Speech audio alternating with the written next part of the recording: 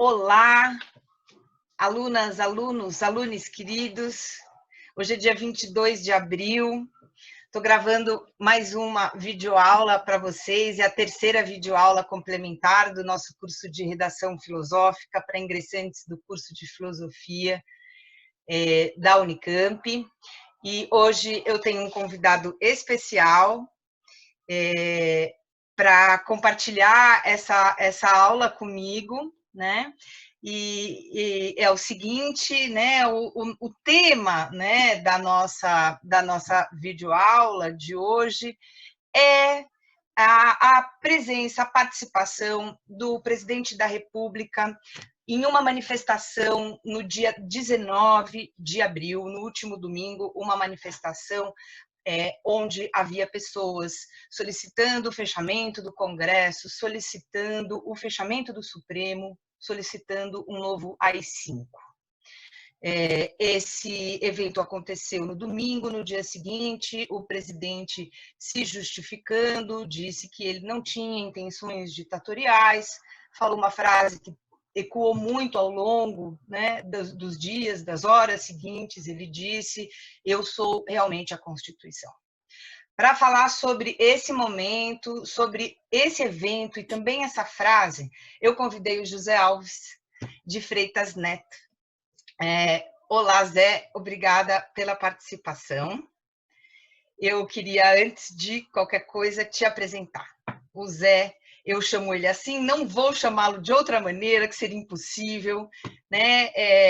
O Zé é professor, livre docente do Departamento de História, lá da Unicamp, meu colega já faz um bocado de tempo. Ele também é pesquisador do CNPq, tem uma ênfase na pesquisa dele em História da América, né? Ele fez, e o Zé, ele tem 2 pés na filosofia, ele fez graduação e mestrado, né, em filosofia, antes de fazer o doutorado em história. E, além disso, eu tenho uma honra muito grande de estar aqui com ele, porque ele também é um professor comprometido com a universidade pública, não só com a universidade como uma instituição, na sua administração e tudo mais, mas com a democratização do acesso à universidade pública. Então, é uma honra a sua presença aqui, Zé. Obrigada. Oi, Yara. Bom, prazer mesmo e obrigado mesmo por sua palavra, por seu carinho. É um privilégio dividir a universidade, participar da universidade com você. Né? Entramos juntos, né? Você na filosofia e eu na história. E ter pessoas como você, com todo o seu comprometimento, todo o seu engajamento, torna a vida bem mais agradável, né? Afinal de contas, os vínculos... Voltando lá à ideia, né, da amizade e o saber, eu acho que tem várias coisas que nos aproximam. E eu realmente sempre aprendo, tenho te acompanhado, tenho visto seus vídeos já também, né? Já temos várias empreitadas conjuntas. O pessoal só stalkear um pouco vai saber que já andamos trilhando vários caminhos. Em vários lugares juntos por aí. Isso mesmo. Bom, eu quero lembrar o seguinte, para quem está nos assistindo, que essa videoaula, né, eu vou compartilhar ela, como tenho feito, com todas as pessoas que quiserem assistir, porque isso tem sido feito nas outras videoaulas e a gente está tendo um retorno muito legal, né, que é num contexto muito sofrido para a gente. O isolamento é muito difícil, o isolamento veio numa hora que era o começo das nossas atividades, a gente estava indo para a sala de aula, nós, os docentes, os alunos de outro lado, né, com aquela alegria de um ano que começa, de repente tudo se interrompe, a gente vai para casa, e aí eu inventei um lema que é assim: isolamento social sim, solidão intelectual jamais, né? Então é por isso que a gente está compartilhando os vídeos, e eles estão sendo vistos por alunos de outras instituições, está dando conversa, está dando diálogo, que eu acho que é isso que a gente tem que fazer agora, né? Manter contato intelectual, até por uma questão de sobrevivência, com uma dignidade aí que a gente acha que o pensamento ele ajuda a gente, né? Enfim, a suportar esse momento. Então, a disciplina, ela é uma disciplina cujo eixo é o Rousseau, né? O primeiro, ela tem 2 eixos, na verdade. O primeiro é o Rousseau, a gente está lendo o segundo discurso, vai ler o contrato social para entender o projeto, né, moral, político e pedagógico do Rousseau. A segunda parte da disciplina é a crítica que a Mary Wollstonecraft faz ao Rousseau lá na reivindicação dos direitos da mulher.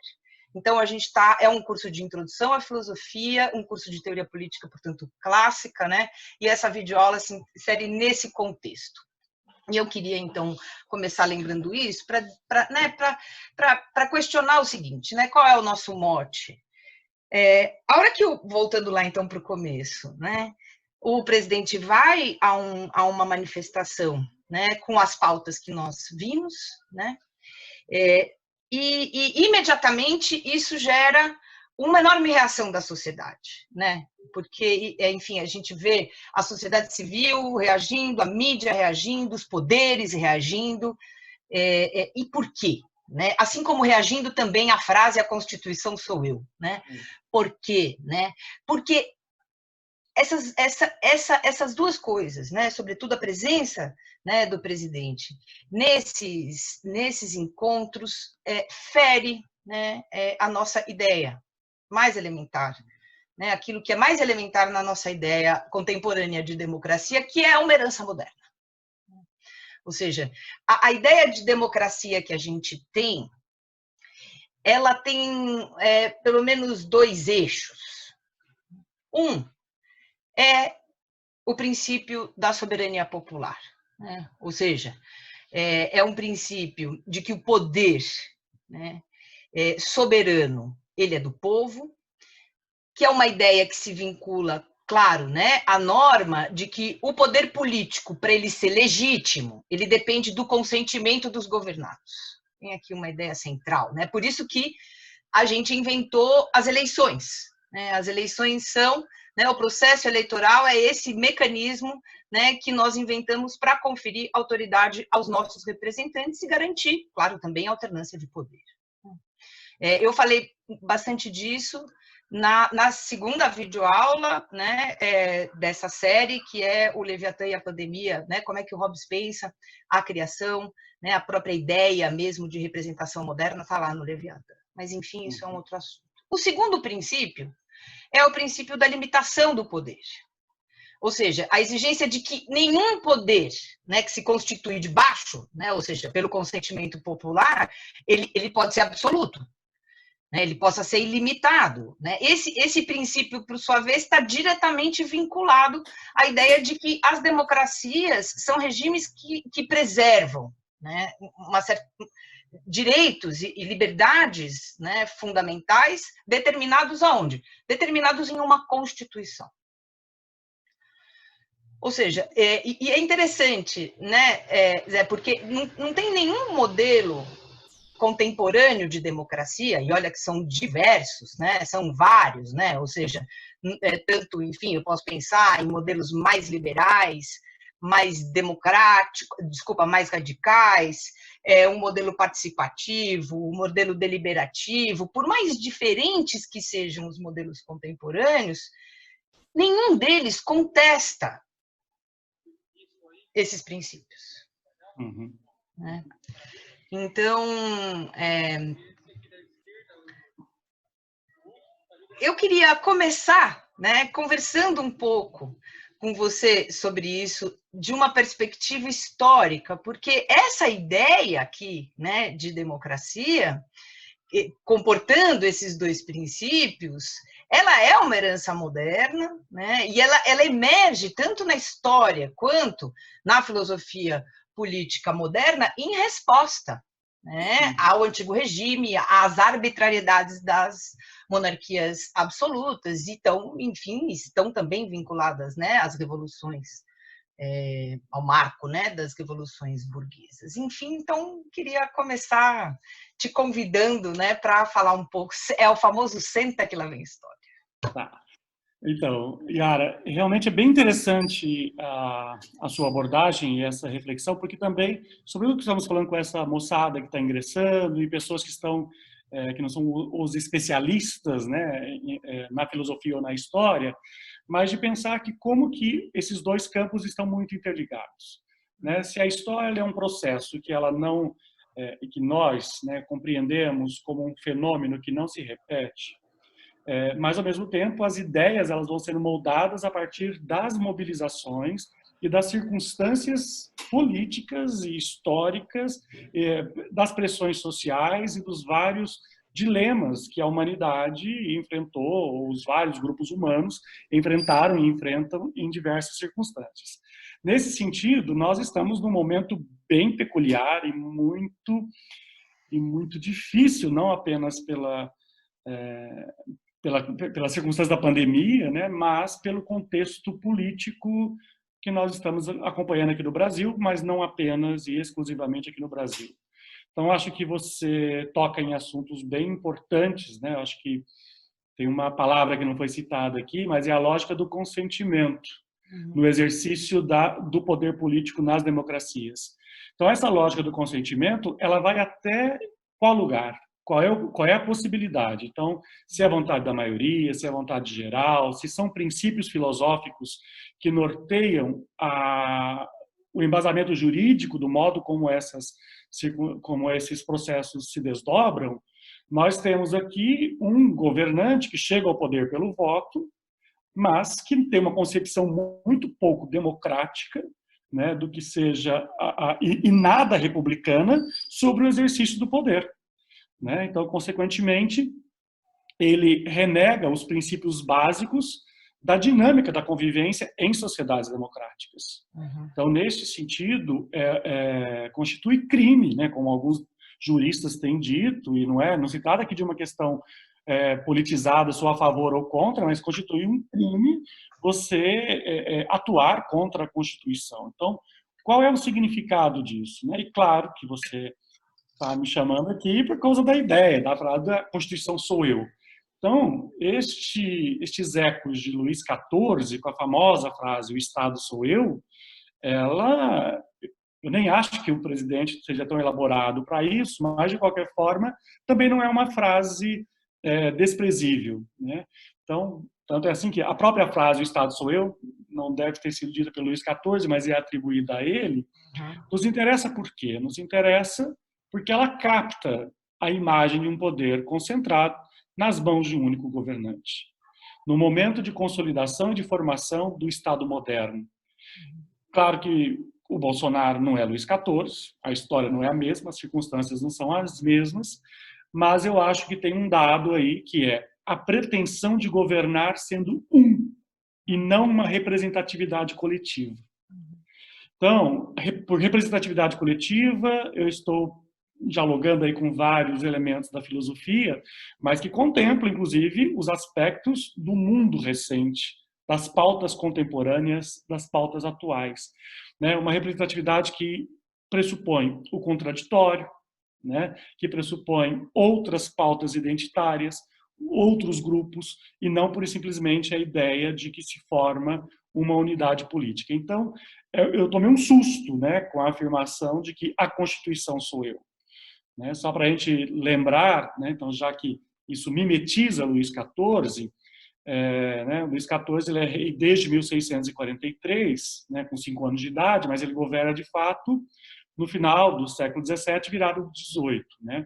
Um reinado longo, marcou a história do pensamento contemporâneo, moderno e contemporâneo, o Rei Sol, né, para usar a terminologia que foi atribuída. Ele produziu uma imagem muito grande sobre ele mesmo e sobre o poder que ele exercia, e que dava a ideia de que o rei era um ser humano especial. E eu acho que, nesse sentido, a frase da Constituição sou eu e o diálogo que as políticas e os recursos apresentados, né, lamentavelmente no Brasil hoje, também vai um pouco nessa direção.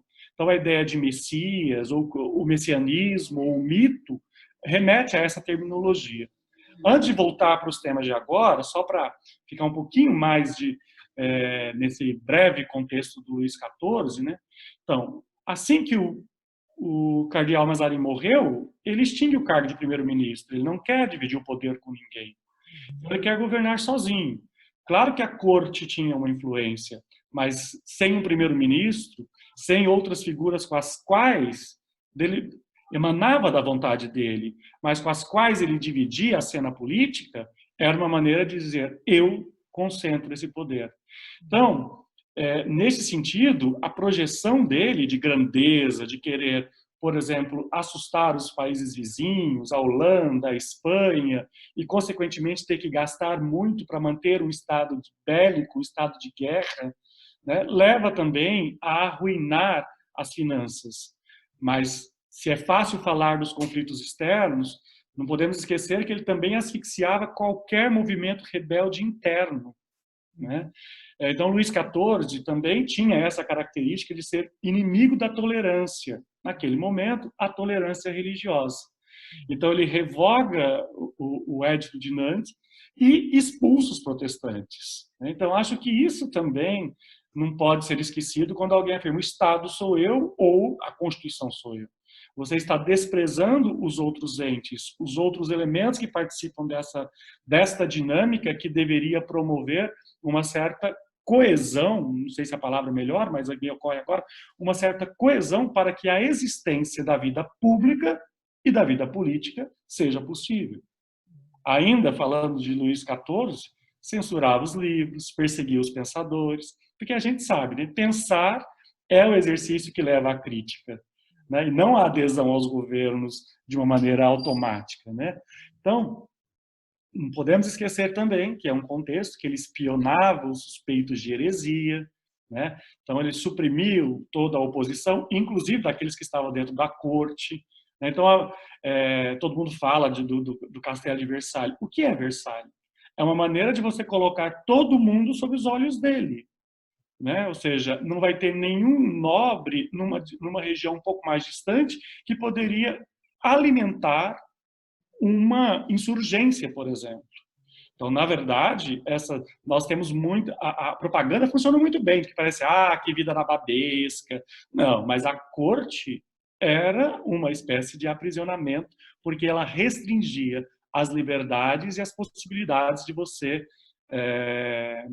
envolver-se, seja na batalha por mudança do sistema político e assim por diante. Acho que já falei demais. Então, acho que, de qualquer maneira, para esse primeiro momento, para a gente pensar aqui, acho que, da mesma forma que o Luís XIV, lá atrás, tinha uma concepção de poder desta natureza, e, portanto, a soberania era ele, o que nós estamos vendo agora, voltando aí à pauta do Rousseau, né, essa soberania popular, ela está sendo sequestrada por esse governante. Então, ele quer se apresentar, no caso do Bolsonaro, né, parece que na cabeça dele tem uma concepção muito instrumental de democracia. Ela só funciona como poder do povo, que seja o povo dele. Ele não trabalha com a contradição, ele não aceita a crítica, não aceita a independência dos poderes e mesmo a ideia de uma oposição. E isso ele já dizia antes de ser eleito. Vou metralhar, vou fuzilar. Então, aquilo que era um tanto quanto histriônico e parecia a ordem política vai acomodá-lo, não, nós estamos assistindo dia após dia, semana após semana, ele esticando um pouco mais a corda para ver até onde ele pode ir com esse poder. E aí, toda a teoria política sabe, né, a filosofia política sabe que os governantes não começam fortes, eles se fortalecem a partir do vácuo ou a partir da não resistência de certos setores, sejam eles a própria aristocracia, né, a própria nobreza, ou seja, o poder popular. Depois vou falar sobre isso, o poder popular, mas é só para a gente pensar um pouco de que essas regras do jogo estão sendo manuseadas muito conforme a conveniência e conforme a vontade desse governante. Sim. É interessante, né? Porque embora você comece com uma ressalva que eu compartilho, que é, enfim, a história não se repete, né? Então, muita atenção, né? Sempre quando a gente vai recorrer, né, à história para entender o tempo presente, de algum modo, não cair na cilada, né, de achar que tem alguma coisa que possa simplesmente se repetir tal como foi, né? Ou seja, estou dizendo, a gente não tenha nenhuma intenção de produzir nenhum tipo de nivelamento na história, como se fosse sempre a mesma coisa, uma eterna repetição de uma mesma coisa. No entanto, né, as características que você atribui ao Luís XIV, né, que a gente conhece, que são as dele, né, e inclusive essa extraordinária e gigantesca máquina de propaganda que ele inventou, né, alguma coisa com é uma característica muito importante e que reúne outras tantas que eu acho que aparecem outras vezes na história, né? Por exemplo, a ideia da Constituição, né? Eu sou o Estado, mesmo que não tenha sido, né? O fato de ter sido atribuído a ele já significa que é assim que ele é percebido e, portanto, oi? É o que conta, é o que vale. Exato, e é como a imagem dele foi construída por ele mesmo, né? Digamos assim, com muita minúcia, né? Então, é um personalismo que está aí, né? Então, interessante ver como esses elementos, o personalismo, né? O autoritarismo, o controle, né, das ideias.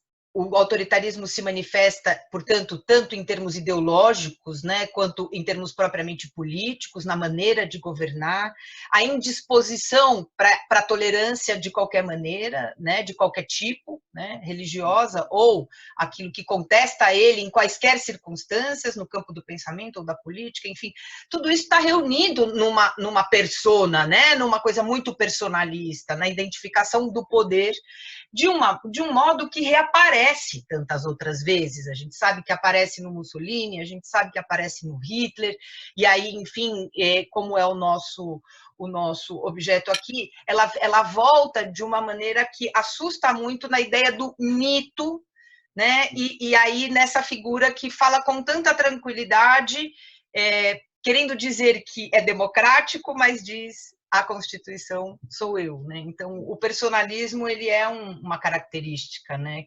reiterada, que é no fundo, né, o que volta tá nas tiranias, tá nos despotismos e tá nesse populismo de direita, né, que a gente está vendo nascer aí no mundo, né, Zé?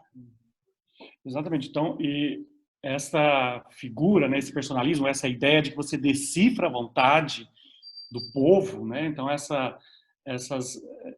o uso da democracia como um conjunto de regras, mas que são manuseadas conforme a circunstância e a conveniência e que obtém a adesão de parte da população, que isso é o mais difícil da gente explicar, mas obtém, por quê? Porque ele também diz coisas para poder se assemelhar com esta população que também compartilha de visões estereotipadas, preconceituosas, para a gente pensar, inclusive ao pensar agora no caso dos nossos alunos, que estão nos assistindo, alunos das nossas graduações, né, em História, em Filosofia, Sociais ou em qualquer outro campo, como também a nossa função ela é fundamental, no sentido de que romper esses preconceitos, romper esses dogmatismos, para usar uma terminologia que na filosofia é tão cara, é fundamental, porque a gente não que a gente impeça, mas a gente pode ajudar minimamente a dar instrumentos para poder combater esse tipo de governo. Então, esses apoiadores, no caso do Bolsonaro, né, são os únicos, parece ser os únicos cidadãos para os quais ele governa. Então, a lógica que ele atribui de que agora é comunicação direta, eu e o povo, desse populismo de direita, essa lógica da comunicação direta via as redes sociais é extremamente nociva, desastrosa e tem efeitos perversos para a institucionalidade do sistema político, né? O diálogo direto não é diálogo, né? Nesse caso, diálogo direto é o que eu tenho com você como duas pessoas físicas, amigos ou não amigos, isso é diálogo direto. Agora, aqui não. Diálogo direto, nesse caso, é porque ele não ouve nada.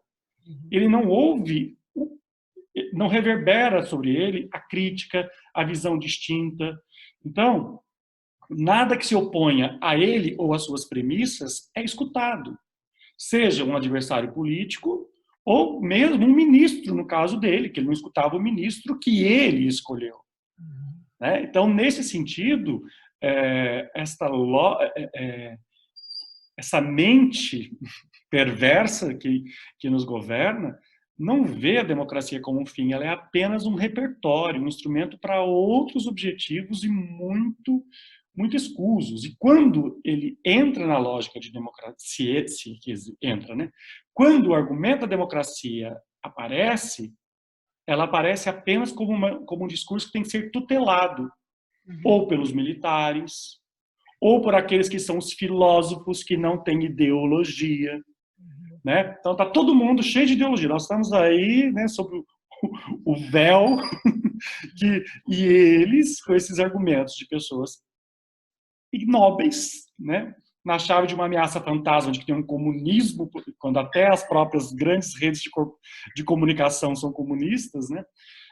Na tecnocracia também desse poder econômico, no constrangimento à liberdade, na educação, né? No campo das pesquisas, nas universidades, tudo isso a gente está vendo. Então, de qualquer maneira, e tem outros lugares ainda mais perversos, né?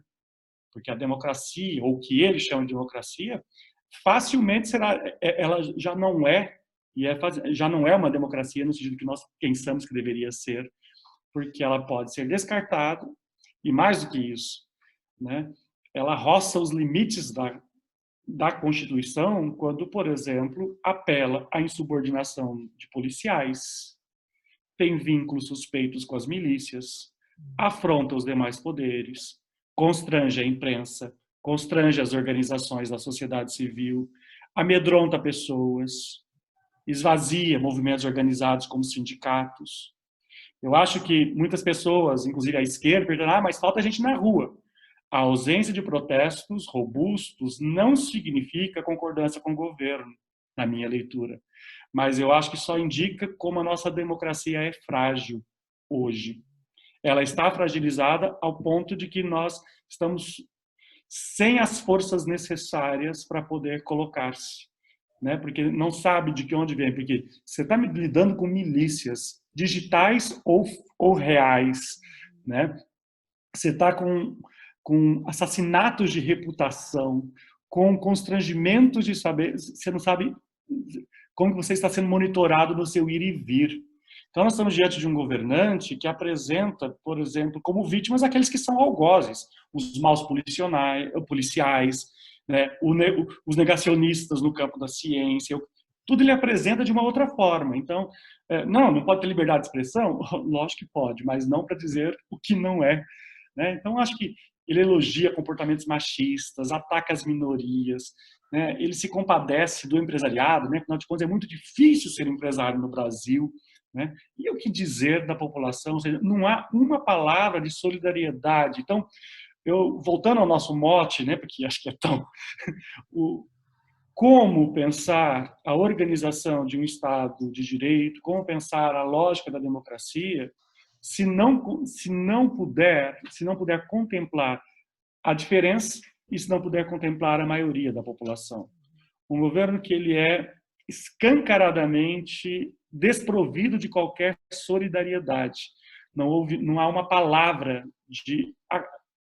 mesmo que fosse da boca para fora, mas não há uma palavra de sensibilidade em relação às nossas desigualdades sociais, às nossas as questões que atingem a população, inclusive, que está morrendo agora, né? Ou seja, é tudo tratado como tudo tratado como se não existissem vidas. E nesse sentido, se isso é o discurso da Constituição, não é, porque essa Constituição que o Brasil tem desde 88, ela nasceu com o título de Constituição Cidadã, com várias críticas, inclusive, várias polêmicas à época, mas o discurso do Ulisses Guimarães, na promulgação, é um dos belos momentos da nossa história republicana, com essa Constituição, porque temos ódio à ditadura.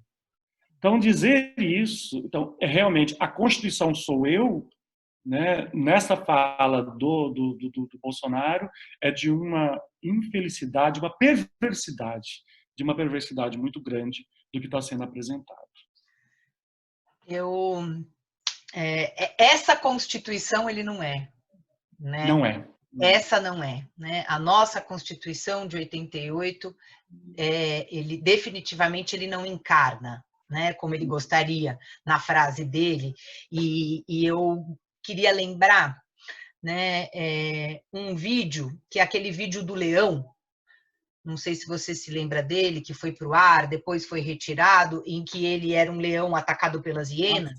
Uhum. E aquele vídeo, ele para mim, ele tem uma carga simbólica extraordinária, porque ele revela, em alguns minutos, ele condensa, né, numa imagem muito clara, tudo que, no fundo, você acabou de dizer. Porque quem são os inimigos? Os inimigos são todas as entidades da sociedade civil. Os inimigos são o Supremo, Uhum. o Congresso, a OAB, as mulheres. É muito interessante como ele consegue, né, num só lugar, reunir todas as pautas que, de fato, né, ele encarna, que é a tentativa de transmitir para a sociedade a ideia de que ele, de fato, defende e deseja um governo de extrema-direita. Né? Por exemplo, eleger as mulheres, né, tornar o feminismo, né, que é assim que ele aparece, inimigo público número 1, para a gente pensar agora nas pautas de identidade tão importantes, né, para um país como o nosso, que é o 5º país mais perigoso do mundo para as mulheres. Tornar o feminismo inimigo público número 1 não é uma coisa secundária. Agora, colocar o feminismo, né, ou seja, as pautas de emancipação da mulher, o Supremo, né, o Congresso, as entidades civis, as organizações trabalhistas, os sindicatos, tudo isso, né, representando aquilo que ele deseja destruir, não pode, claro, evidentemente. E veja, o vídeo foi feito por ele, por alguém que ele autorizou, né? Ou seja, este vídeo, né, não pode, este momento, né, que ele explicita, que ele autoriza, não convive com a frase "eu sou a Constituição de 88".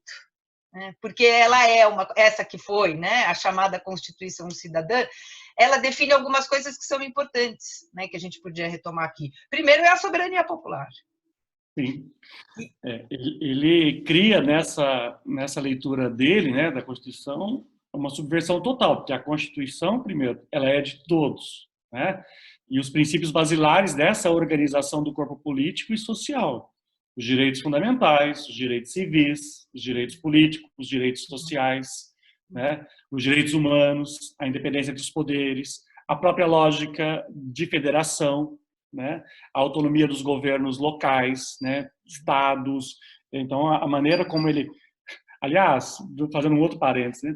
A impressão que eu tenho, às vezes, é que nós estamos vivendo na Primeira República. Para falar de um episódio histórico mais brasileiro, é isso, porque é uma política de governadores que está tentando conter o poder central, né? E é o que está minimamente funcionando dentro dessas lógicas atuais, para não explosão dos casos, né? Caminhamos para isso, mas a lógica está um pouco retardada, né? Atrasada por conta disso. Não sei se é atrasado, se o termo é adequado, mas não sou epidemiologista para poder explicar, não vou entrar nesses campos. Mas funciona por causa dessa política de governadores em defesa do Estado de Direito, e governadores que temos críticas severas, né? Governadores de direita, abertamente de direita, e governadores de esquerda, quanto você tem que estabelecer um consenso, uma pauta mínima, e uma parte da população revoltada por conta dos protocolos sanitários, ou seja, eu lembro da revolta da vacina, né? Onde a ciência dizendo como é que você combate uma determinada enfermidade, como é que você pode, né, tornar, né, a situação, no caso da varíola, né? Então, e aí a população não, né? Claro que ali envolvia uma série de outros temáticas e questões morais, mas não estamos muito distantes neste sentido, né? Então, parte dos discursos, dos repertórios que estão sendo usados são muito similares do ponto de vista de negação. E aí, lembrar, Primeira República é um mal ajambrado sentimento de república, né? Então, nós não podemos falar da Primeira República como uma experiência democrática, afinal de contas, quem votava, o voto era limitado, analfabeto não votava, só a Constituição de 88. Então, a experiência histórica do Brasil é uma experiência histórica de exclusão contínua, né? e de tensionamento das forças políticas e dos poderes, né? É claro que isso acontece em outras sociedades também, mas você tem que ter mecanismos, e por isso que a gente vai à filosofia, estuda as teorias políticas, né? Tem que ter mecanismos para poder minimamente se planejar, organizar e saber quais são aquelas regras. Então, colocar o limite, aquilo que Luís XIV não fez, ou não sofreu, né? Ou seja, as reformas que ele não fez, né? E a indiferença que ele teve, ele não pagou, mas a sua família pagou gerações depois, né? Com a Revolução.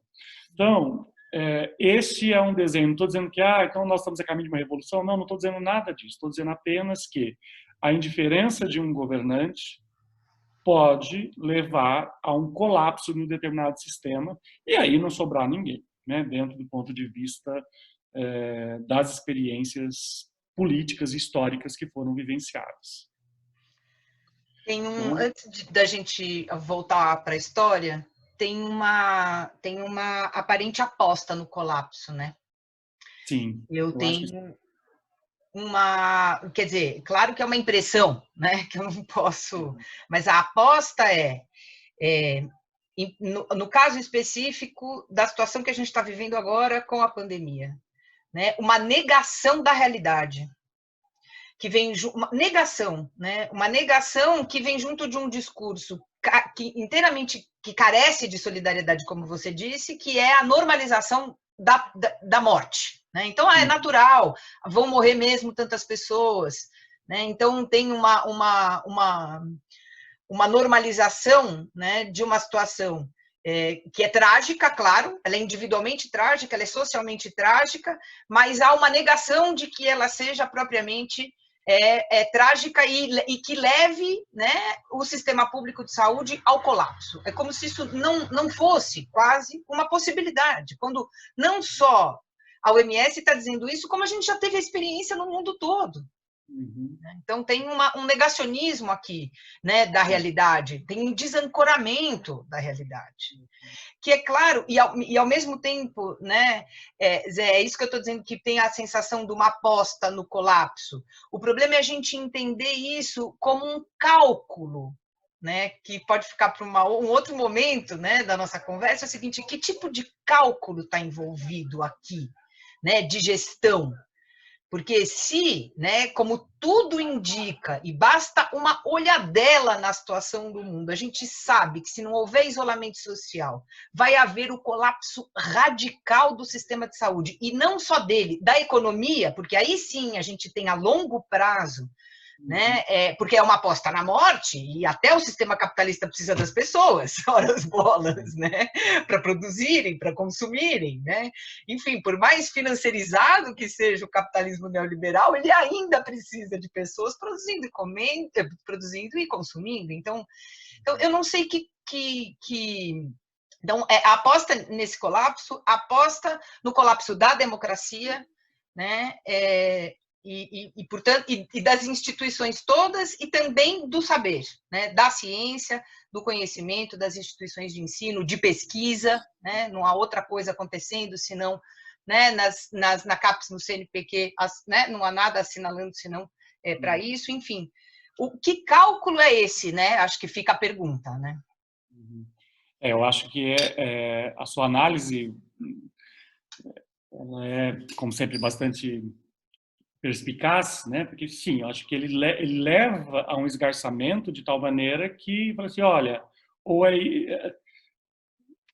isso ou nada, né? O nada já está, né? Então, nesse sentido, é muito assustador, é um delírio, porque afinal de contas ele está potencializando nele a possibilidade de uma redenção, que seja, por exemplo, pelos negacionismos da falsa solução do medicamento, né?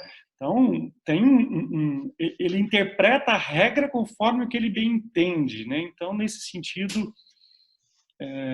o que eu acho, só para não sermos também tão pessimistas, é que eu acho que a reação foi muito a sociedade civil reagiu muito mal aos experimentos. Então, nesse sentido, quando as pessoas falam muito que o Brasil não tem memória nenhuma, né, eu acho que não é bem assim. Eu acho que nós sofremos de amnésias parciais em algumas circunstâncias, né? Eu acho que, por exemplo, na votação do impeachment, aquela situação em si já era criminosa, né? No processo eleitoral. Então, isso existe. Existe, sim, uma estupidez e um compartilhamento da sociedade em relação a essa estupidez. Mas lembrar que muita gente que viveu os horrores da última ditadura está aqui e os seus descendentes aqui estão. E aqueles que, então, nós, né, nós nascemos nesse período, mesmo que não tenhamos tido restrições diretas, no meu caso, pelo menos, eu venho de um lugar muito pequeno, mas nasci neste período, então, mas eu vi a luta pela redemocratização. Então, essa ideia, né, de um governo tutelado, de um governo lotado de militares, e aí esses discursos recentes é bastante assustador. Mas, voltando, eu acho que a própria mídia, tendo uma cobertura que enaltece a pesquisa feita na universidade pública, porque sem ela não vai ter, as defesas em relação ao SUS, e aí me surpreende até mesmo o Mandetta, com quem eu tenho uma série de desconfianças de antes, que eu vejo do mesmo estado que ele, e de depois, de ver usando o colete do SUS, eu acho que tem uma temática, e isso é Constituição de 88. Uhum. O SUS é Constituição de 88. A Constituição de 88 é a que mais avança nos direitos sociais. Não existe direito político descolado do direito social. Não existe direito político sem acesso à educação, à saúde, né? Sem acesso, sem a superação, né, dos princípios mínimos, né, das necessidades mínimas de alimentação, né, de acesso à comida, à habitação, né? Então, os vários coletivos que existem por isso, porque somos uma sociedade que não atende. Ou seja, falar em cidadania no Brasil é falar de uma massa enorme de gente excluída.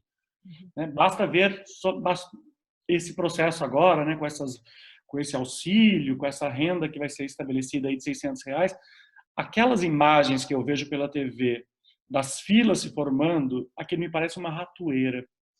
Isso só explicita o quanto nós somos desiguais e quanto nós estávamos indiferentes em relação a isso.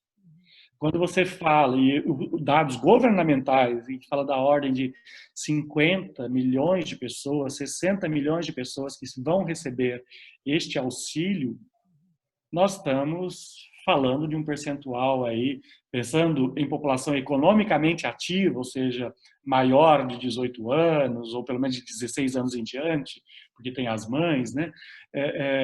Não estou falando de crianças, então nós estamos falando de um número assustadoramente grande. A maior parte da população não tem o mínimo do mínimo do mínimo. E o pouco que nós caminhamos, nós retrocedemos por conta de uma pauta surtada, né? Então, não sei. Então, acho que aí vou voltar um pouquinho ao Rousseau, né? Será tão difícil pensar que, em termos de uma vontade geral, de um princípio geral que possa ordenar essa sociedade brasileira, será que nós não somos capazes de dialogar respeitando os pressupostos da soberania, da vontade popular, né, das limitações? Não é possível que a gente tenha que imaginar uma multidão que não possa aceitar o bem comum como uma estratégia. E é muito interessante no Rousseau, porque a ideia de que a soberania é do povo, né, e que ela é inalienável, ou seja, o povo até pode, né, atribuir poder a alguém para governar, mas jamais transferir a sua vontade ou a sua soberania, né, porque isso significaria alienar-se de si mesmo, né, perder a própria qualidade moral, né, política. Então, mas essa ideia da soberania popular, ela vem junto de uma outra, que é uma das primeiras vezes que aparece na história do pensamento político moderno uma separação muito clara, né, entre a soberania, que é do povo, e o governante, que é o quê? Ele é um funcionário do povo. Essa é uma ideia que precisa ser resgatada, né, como está lá no contrato social. O que é, né, lá no livro 3, O governante é alguém, porque o fato da soberania ser popular significa também que o poder legislativo ele é do povo, né? Embora você tenha que ter um legislador e é uma figura um pouco nebulosa lá, né, no contrato social, mas enfim, ele atribui, ele constrói, né, a Constituição, né, a legislação e sai de cena, porque o poder legislativo é do povo e o governante, o executivo, ele é um funcionário que executa, né, essas leis. Então, ele fala, desculpe. Não, é perfeito, continue. É porque se ele é o que executa, ele não pode dizer que ele... Você está muito bem aí na filosofia, agora eu trago para esse traste. Dizer, eu sou a Constituição. Não, não é a sua vontade, é a lei, é a norma, é o que está legislado. Né? Não é a minha interpretação exclusiva, na qual, por exemplo, eu não convivo com a diferença ou qualquer coisa assim. Justo. Porque o que torna o Rousseau um clássico, que nos permite, portanto, né, uma crítica desse estado atual de coisas, da frase, né, que a gente está analisando aqui, enfim, é justamente a ideia de que a vontade que guia o corpo político, ela é geral, ela não é particular. Sim. Né? É o bem comum, né? Portanto, aquilo que deve orientar, né, os governantes. E é muito interessante, porque para chegar aí, o Rousseau precisa fazer uma crítica muito dura ao Hobbes. Né? Porque ele está olhando para o quê? Ele diz, bom, ele está olhando para o desenho institucional do Leviatã, bom, para ele, o que significa o Leviatã? Significa a própria abdicação da humanidade, né? Para ele é um contrassenso, ele diz, nós jamais faríamos um pacto, daríamos o nosso assentimento, o nosso consentimento, de maneira racional, né, para alguém que pode nos devorar a qualquer momento. Né, que é um pouco essa a lógica na qual a gente se, né, o impasse no qual a gente se vê, um pouco, né? A democracia, se você quiser fazer, claro, todas as atualizações possíveis, né? Se o consentimento é a ideia da democracia, isso não significa não há garantia nenhuma, né? Aqui, a não ser o fato de que a gente tem aqui uma norma. Mas veja bem, e a norma e o campo normativo é fundamental para a gente poder fazer a crítica das práticas. Agora, é claro que se ao conferir poder a alguém, eu preciso também criar uma série de mecanismos que impeçam esse alguém, né, de agir contrariamente ao interesse da vontade geral. Então, o Leviatã é esse monstro, né, que, se nós criássemos, nós o faríamos abdicando, diz o Rousseau, ele é claro nisso, né, da nossa própria humanidade. Ele fala, o Hobbes animaliza os seres humanos, é como se fossem manadas de gado, né, cada uma tendo o seu chefe, né, o seu, como é que chama? Enfim, né, é o seu chefe para devorá-la, essa é a frase dele, né, lá no Contrato Social, no livro 1. Então, é um outro momento, né, que eu acho que vale da gente resgatar, até para dizer, né, para os jovens, leiam os clássicos. Leiam os clássicos. Leiam os clássicos. É que o Locke, numa versão bem mais liberal do contrato social, né, bem mais liberal, jamais lhe ocorreu a ideia de uma vontade geral, de uma soberania popular, evidentemente, né? Então, digamos que entre os contratualistas, o Rousseau é a versão mais democrática, né, da primeira fase do contratualismo, o Locke, sem dúvida, é a mais liberal.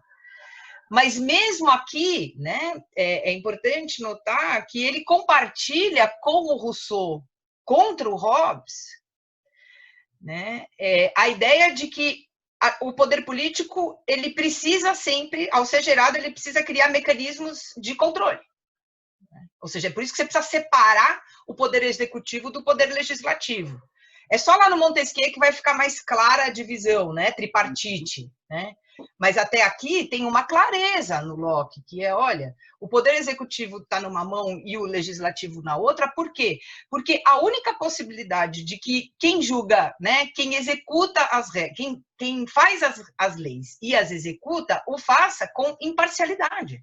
Né? Ou seja, a divisão dos poderes, ela é necessária, atualizando, eu preciso de um legislativo aqui, e de um executivo, e eles precisam estar separados, pela simples ideia de que essa separação é imprescindível para a ideia de parcialidade e, na palavra do Locke, de equidade.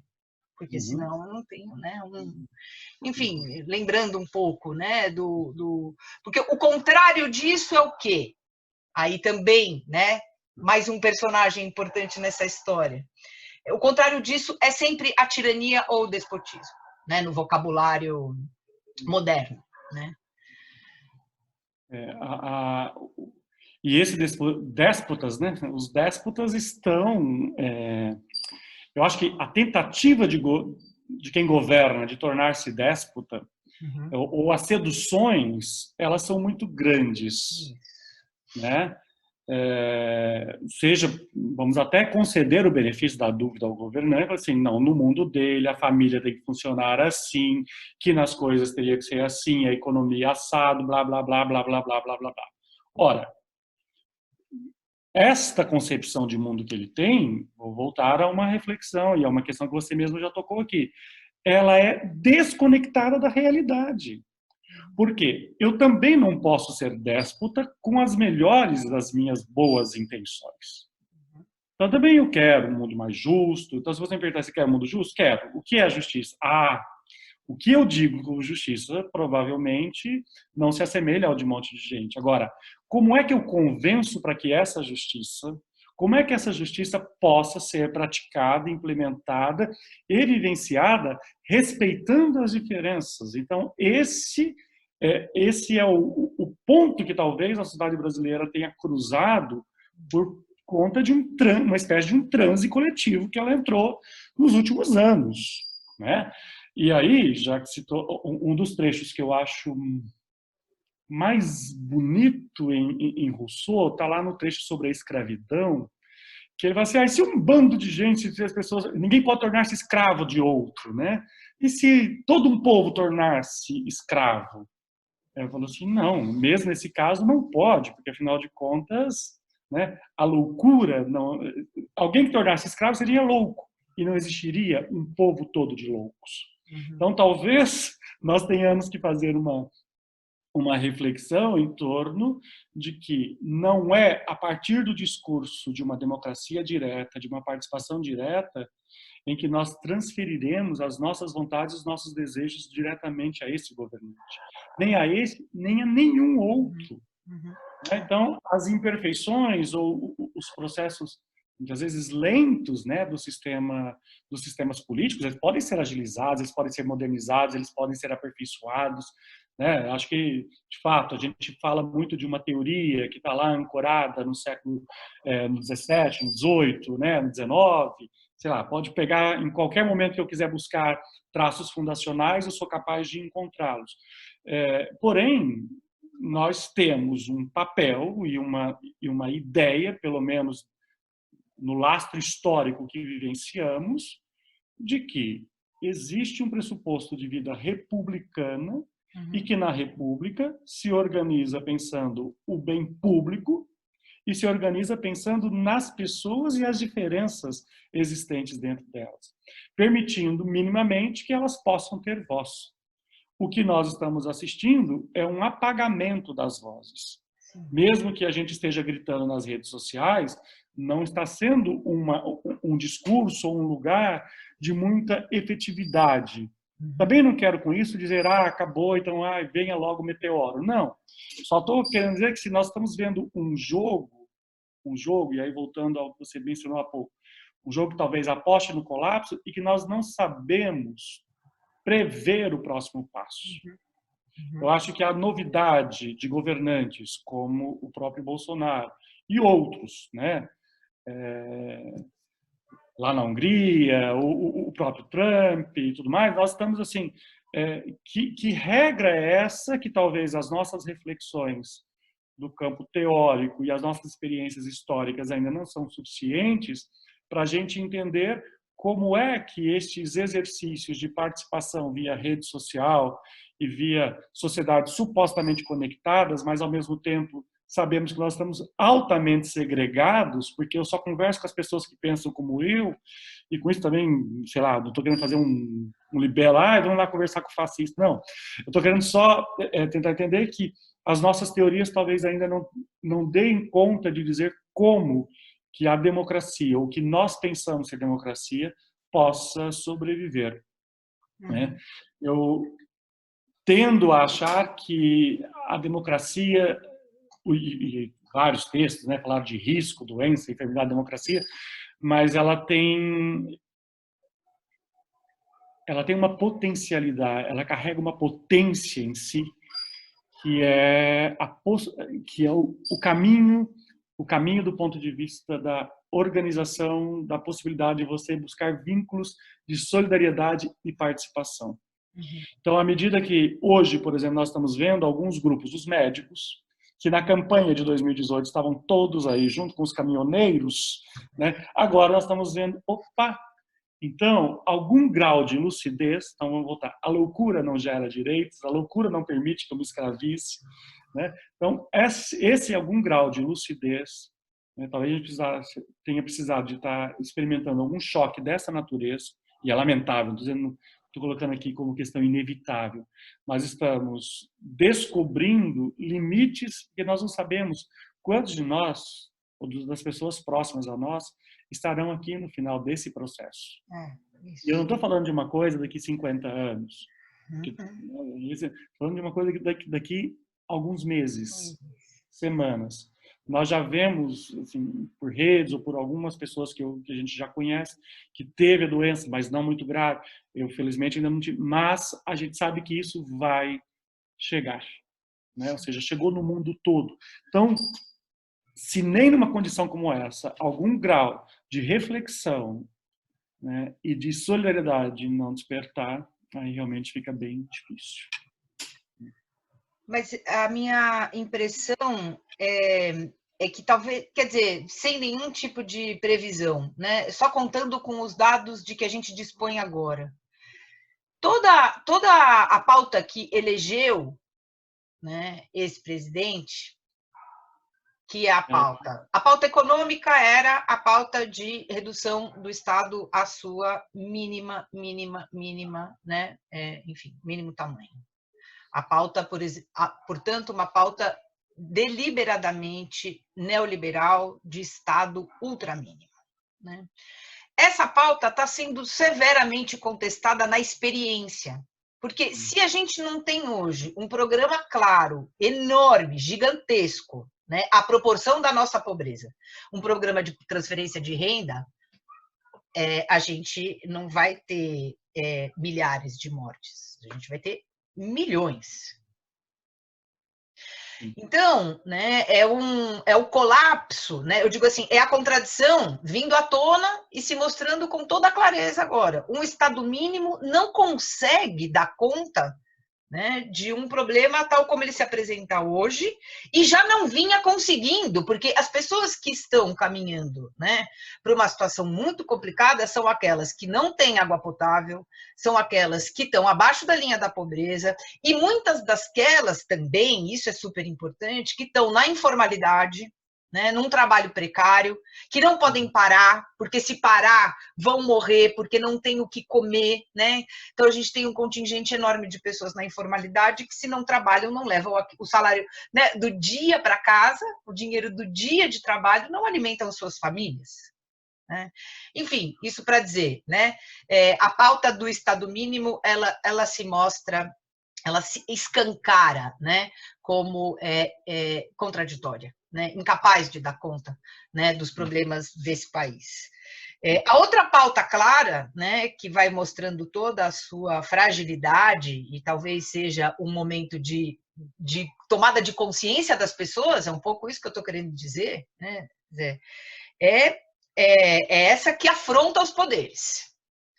Porque se agora a gente não tem uma separação clara de poderes e não consegue conferir autonomia para os governos, se isso não, né? Vamos supor que o sonho despótico se concretizasse, né? E a gente não tivesse um Supremo e a gente não tivesse a separação de poderes nos poderes também dentro do executivo, né, estadual e municipal, e se a gente não tivesse, enfim, entidades capazes de executar, né, esses programas de socorro.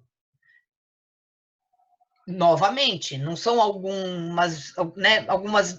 milhares de pessoas que morreriam, a gente ia para uma outra casa, né? Por que eu tô dizendo isso? Porque tudo que está conseguindo responder à crise é o oposto da pauta, né? Do governo. E aí eu queria lembrar uma coisa que a gente olha muito pouco, né? Porque como é um governo com um discurso muito pouco solidário, a quantidade de ações solidárias que acontecem nas periferias, por exemplo. Esses dias eu estava lendo o belíssimo trabalho das promotoras legais populares, agindo, né, nas periferias e nas favelas, indo atrás, ou então aquelas presidentes de favelas, se eu não me engano, ou enfim, muitas entidades, inclusive muitas organizações de mulheres, incrível isso, né? Essas mesmas que estão sendo tão maltratadas, tão malditas, né, pelo governo e que estão, enfim, segurando a onda num cotidiano direto aí de assistência e solidariedade com as comunidades. Então, isso talvez, né, enfim. Eu acho que... Não. Conclua. Eu Talvez acho que você toca aqui. crise, né? Talvez nos leve a uma compreensão mais clara, talvez nos faça sair do transe, que foi um pouco a expressão, né, que eu acho que você usou, voltar, né, para um lugar de reflexão mais claro. Eu acho que esses últimos exemplos, né, os últimos comentários seus, tratam, né, os problemas que a democracia tem, ela é capaz, com os próprios elementos da própria democracia, de combater, né? Então, até fazendo uma analogia aí, né, se o vírus que está inoculando, que vai destruir, o próprio corpo tem que criar para expeli-lo, né? E aqui, então, seja a divisão dos poderes, né, o mínimo funcionamento da divisão dos poderes, né, o espaço do debate, a imprensa, as organizações de classe, organizações da sociedade civil, como você citou, a AB, a Associação Brasileira de Imprensa e outros tantos coletivos, que daí, assim, isso é um, e aí tem uma questão que são os coletivos que você trouxe agora e que às vezes vêm de núcleos desconhecidos. Eu acho que isso, vou voltar a 88, a Constituição de 88 e o que o Brasil avançou depois de 88 foi graças à pressão da sociedade civil. Então, eu acho que nós estamos nos reconectando enquanto sociedade civil. Nós estamos, não estou querendo ser otimista, mas assim, não é questão de otimismo, é questão de sobrevivência. Então, nós estamos reagindo por conta da necessidade de colocar limites e, ao mesmo tempo, garantir a sobrevivência imediata. Então, por isso, a democracia também só tem sentido falarmos em democracia quando existe sociedade civil forte. Então, acho que parte da nossa experiência histórica brasileira é falar muito dos governantes em si, ficar muito presos a eles, e aí voltamos ao personalismo que você citou bem no início, quando a gente estava conversando. Claro que isso é muito forte, isso é parte da nossa característica política, mas é ocultar um pouco a força e o dinamismo que a sociedade brasileira tem. Né? Eu acho que temos um tanto de experiência e de vivência para poder lembrar que em 88, na pauta da Constituinte, 86 a 88, foram os movimentos sociais organizados que fizeram o reconhecimento dos direitos indígenas, que fizeram o reconhecimento daquilo tudo que o Supremo legisla até hoje, por exemplo, de tornar o racismo crime inafiançável, né, de equiparar, né, de termos políticas de ação afirmativa que equiparem os direitos de homens, mulheres, trans, populações todas. Então foi aquilo. E era um momento que nós tínhamos um governo que também, claro, olhando hoje, parecia que nós tínhamos assim um super ilustrado, né? Mas era um governo com baixa popularidade, né? E era um governo que também tinha pautas bastante complexas, mas a sociedade civil organizada fez valer a sua vontade. Então, acho que, nesse sentido, talvez olhar para a história pode nos desanimar e nos desamparar, mas também pode nos inspirar no sentido de readequação, porque se nós não atuarmos, se nós não formos vigilantes quanto a esses rompantes autoritários que criam uma espécie de Estado paralelo, a imagem e semelhança desse líder, aí nós estamos perdidos. E usar outra palavra, mas estamos perdidos. Então, esse vírus do autoritarismo, ele é presente nas regras democráticas. Porque às vezes as pessoas acham que, não, democracia, todo mundo quer democracia. Não, não é porque eu falo, não é o discurso desse presidente, por exemplo, ele está dentro de certas regras, mas ele está para subverter ou negar as próprias regras. Então, nós temos que, disso aí, a gente tem que manter distância, né? E evitar nos aproximarmos daquilo que pode ser fatal, tanto para as nossas vidas quanto para a democracia. Ou seja, né, para conter os desejos de um déspota, a gente precisa contar com mecanismos institucionais, e aí eu lembro Montesquieu, o poder precisa ser dividido, porque só o poder controla o poder, é o poder que controla o poder, né? Agora a gente soma a isso o poder da sociedade civil, né? O poder da participação popular, o poder da organização popular e social, que é, né? Enfim, acho que essas duas coisas juntas, né? De um lado, os mecanismos institucionais e, de outro, a força da sociedade organizada, né? E, enfim, desejosa não só de sobreviver, mas de garantir direitos, de combater a exclusão, né? E acho que esse é o caminho.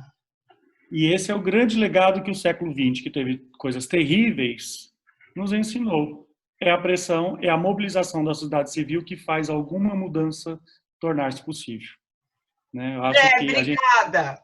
Foi lindo! Tá bom? É isso!